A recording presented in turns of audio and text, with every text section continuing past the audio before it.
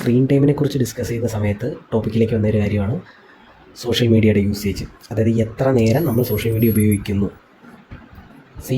Stress കൂടാൻ ഇതൊരു കാരണമാകും എന്ന് പറയുമ്പോൾ പലർക്കും അത് വിശ്വസിക്കാൻ പറ്റുന്നില്ല. അതായത് സോഷ്യൽ മീഡിയ കുറേ നേരം നോക്കിയിരുന്നു കഴിഞ്ഞാൽ നമ്മൾ നമ്മുടെ പ്രോബ്ലത്തിൽ നിന്ന് ഡിസ്ട്രാക്റ്റഡ് ആവുന്നില്ല, അതെങ്ങനെ സ്ട്രെസ്സ് കൂട്ടുന്നു എന്നുള്ള ചിന്ത പറഞ്ഞുതരാം. അതായത് നമ്മുടെ ബ്രെയിൻ കുറേ നാളുകളായിട്ട് നമ്മൾ സോഷ്യൽ മീഡിയയിൽ പല കാര്യങ്ങളും കാണുന്നുണ്ട്. ലൈക്ക് എൻ്റർടൈൻമെൻ്റ് ആയിരിക്കും, ചിലപ്പോൾ പാട്ടായിരിക്കാം, ചിലപ്പോൾ കഥയായിരിക്കാം, അല്ലെങ്കിൽ കോമഡി വീഡിയോസ് ആയിരിക്കാം, അല്ലെങ്കിൽ എന്ത് തന്നെ ആയിക്കോട്ടെ.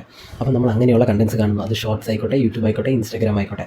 അപ്പോൾ നമ്മുടെ ബ്രെയിൻ ഇപ്പോൾ തിങ്ക് ചെയ്യുന്നത് ഇത് ഒരു ലൈഫാണ്, അല്ലെങ്കിൽ ഇതൊരു സിനാരിയോ ആണ്.